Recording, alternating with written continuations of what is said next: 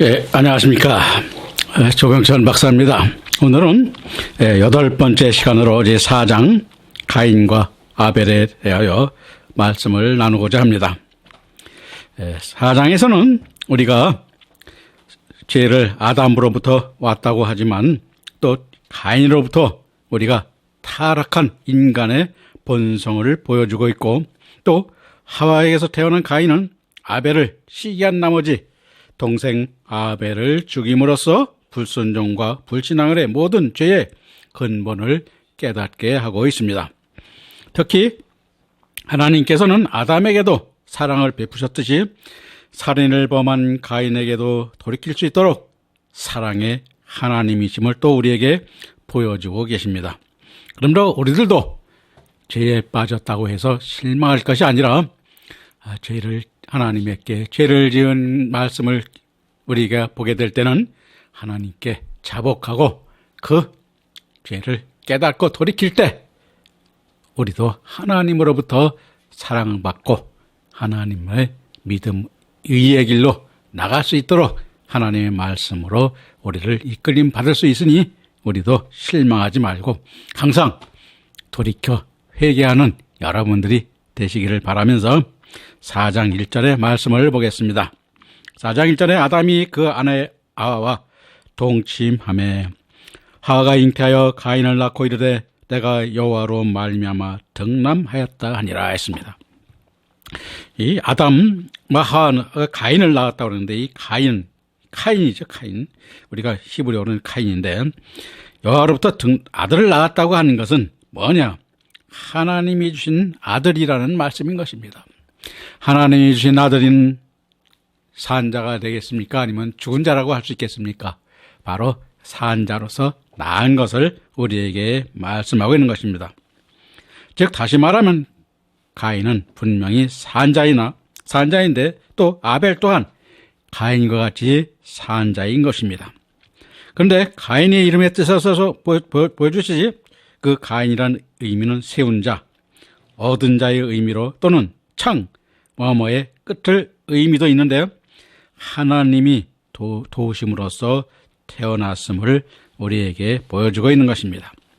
그리고 4장 2절 3절에 보면 그가 또 가인의 아우 아벨을 낳았는데 아벨은 양치는 자였고 가인은 농사하는 자이었더라. 세월이 지난 후에 가인은 땅의 소산으로 제물을 삼아 여호와께 드렸고 라고 말하고 있습니다. 가인의 아우는 아벨인데 히브리어로는 헤벨입니다. 헤벨. 그것은 뜻은 공허하다 또는 호흡, 허탄 등의 의미로 아벨은 양을 치는 자였는데 양 치는 자는 우리가 구약에서 이제 보면 제물로 드리는 것이죠. 하나님께 제물로 드리는 양을 키우는 자죠. 그래서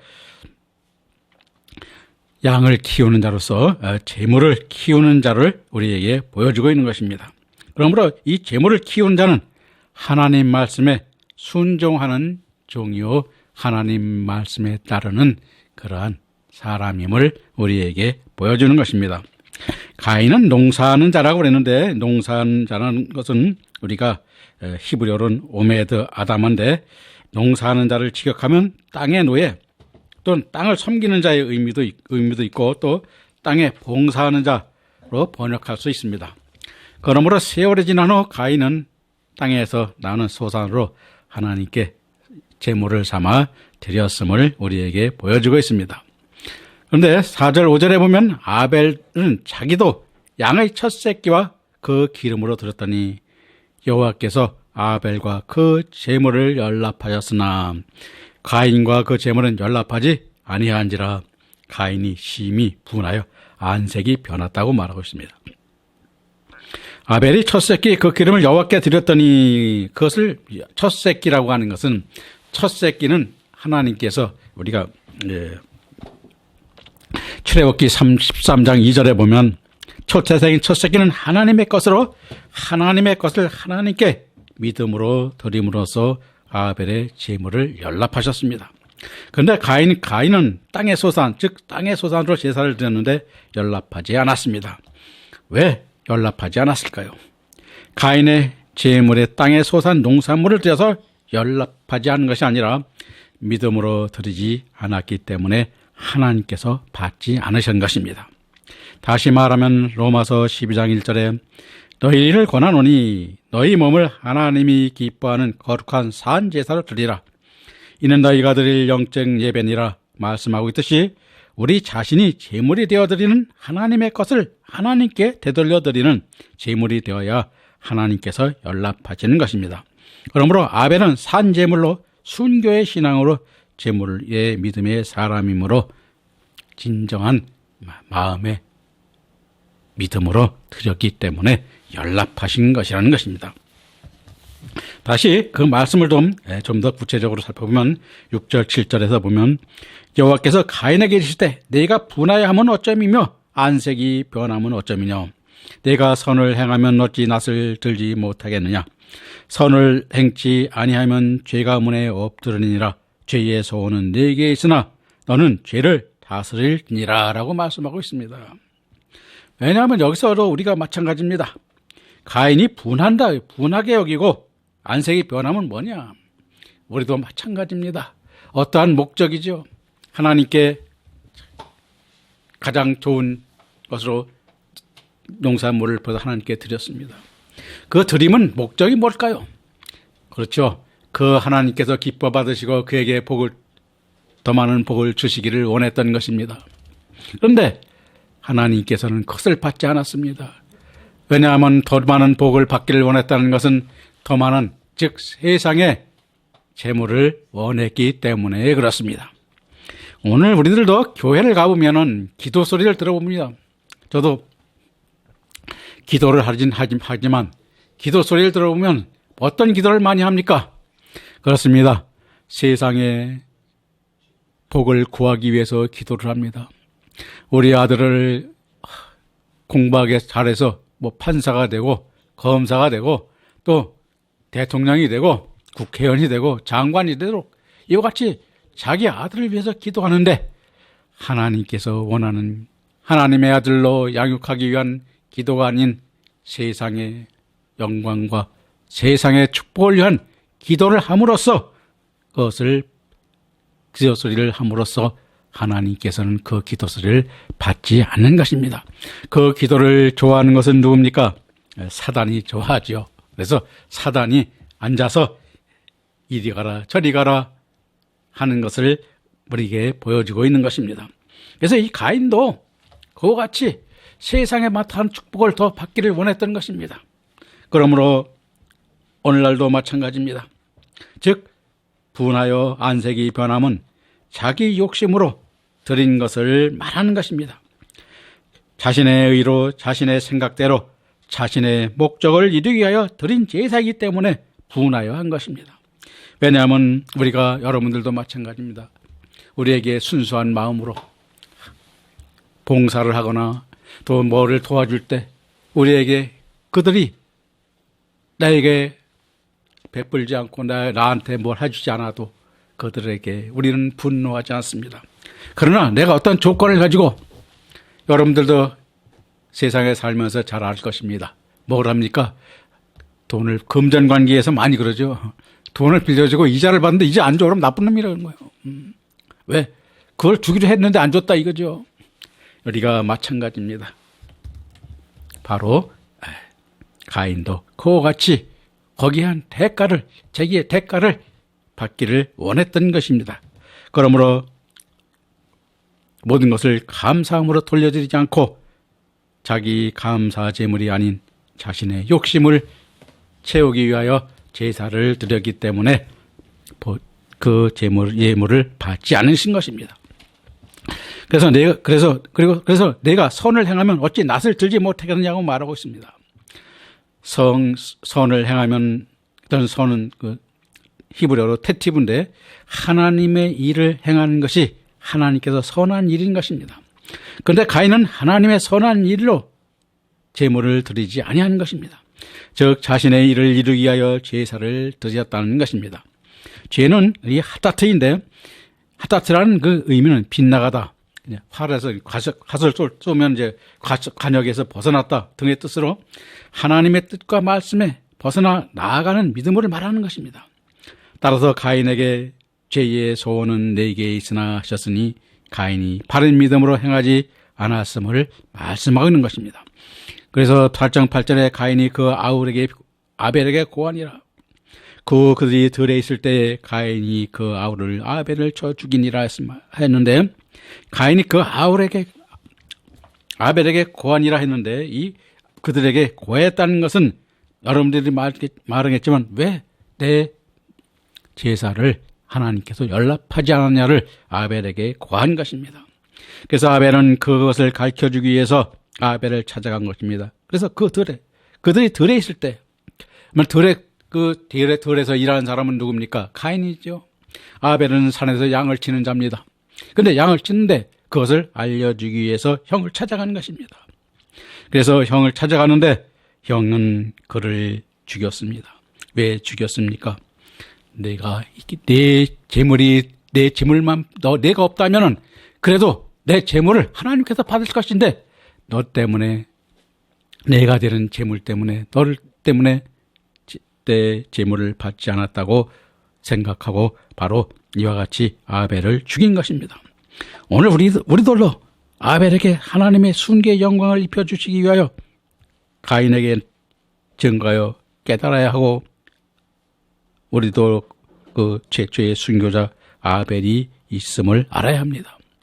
왜냐하면 우리도 저도 얼마 전입니다.